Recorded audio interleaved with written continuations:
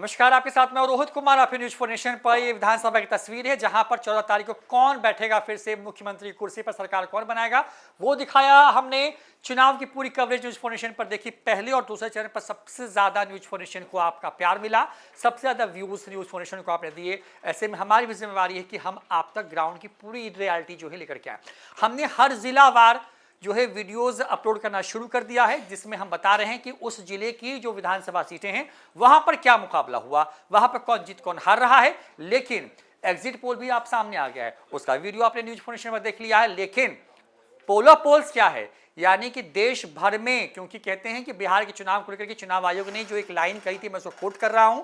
Line ये थी कि बिहार का चुनाव जो है मदर ऑफ ऑल इलेक्शंस कहा जाता है, यानी कि यहां का चुनाव जो है देश के तमाम राज्यों के चुनावों में सबसे महत्वपूर्ण होता है, क्योंकि यहां पर न सिर्फ बिहार के लोगों की रुचि होती है बल्कि देश और दुनिया के लोग भी इस चुनाव के नतीजे को जानना समझना चाहते हैं। नीतीश कुमार 20 साल से बिहार के मुख्यमंत्री हैं। क्या नीतीश कुमार के खिलाफ एंटी इनकम्बेंसी है? क्या तेजस्वी यादव ने जो वायदे 2020 में किए थे, पहले कदम से 10 लाख नौकरी की, जिसको आगे बढ़ा दिया, ये कहते हुए कि हर घर में जहां सरकारी नौकरी नहीं है वहां एक व्यक्ति को नौकरी देंगे, उस दावे के साथ बिहार गया है। तो एग्जिट पोल में तो ये दिख रहा है कि कौन सरकार बना रहा है, लेकिन पोलो पोल्स क्या कह रहा है, यानी कि एक साथ हमने आपके लिए कुल 13 जो है एग्जिट पोल एक खांचे में आपके लिए फिट किया है और बताने की कोशिश कर रहे हैं आपको कि आखिर जो ये बिहार चुनाव का के 12-13 एजेंसियों के जो पोलो पोल्स हैं वो क्या हैं। यानी कि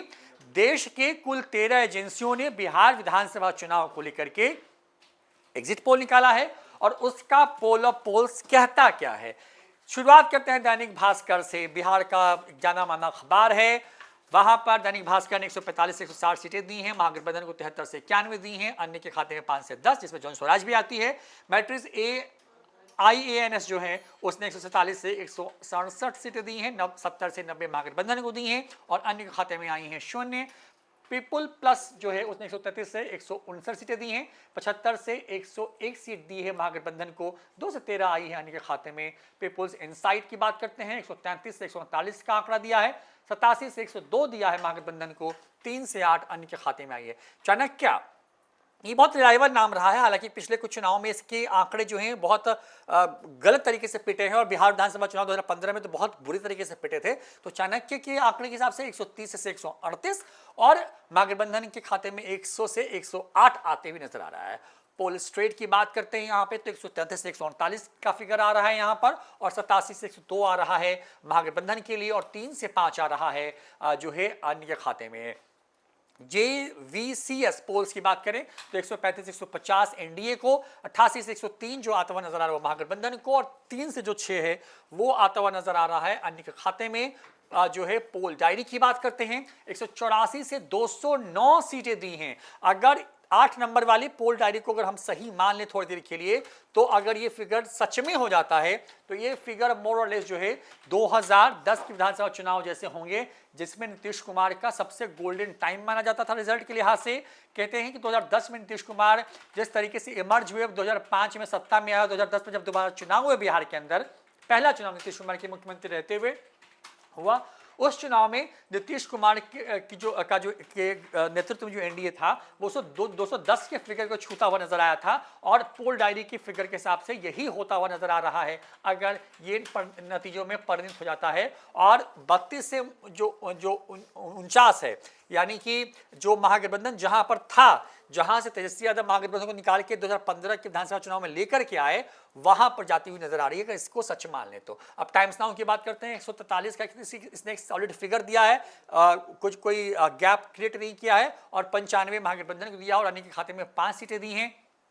प्रजा पोल एनालिटिक्स करके जो है वो जो आप देख पा रहे हैं उसमें 186 दिया है सीधे एनडीए को और 50 दिया है महागठबंधन को, 7 दिया है इनके खाते में। पी मार्क नाम की एक न्यूज एजेंसी की तरफ से जो सर्वे है उसमें 142 से 162 आ रहा है एनडीए को, 80 से 98 आ रहा है महागठबंधन को, 3 से 8 के बीच का फिगर आ सकता है अन्य के खाते में, जिसमें जन स्वराज भी शामिल है।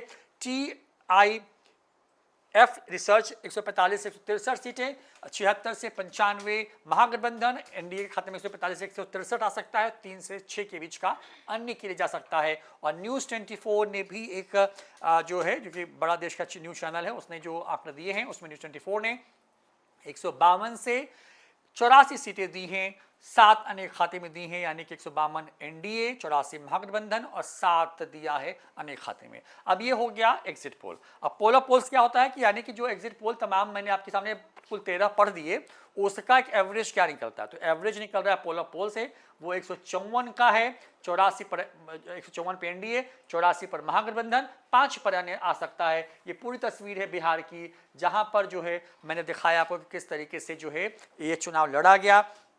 तमाम तरह की चीज़ें इस चुनाव में हुई।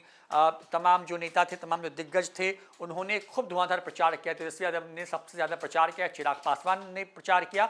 चिराग पासवान के लिए भी ये चुनाव बहुत अहम है, क्योंकि चिराग पासवान पहली बार एनडीए के साथ विधानसभा चुनाव लड़ रहे हैं। मुकेश सहनी पहली बार लड़ रहे हैं चुनाव महागठबंधन के साथ में।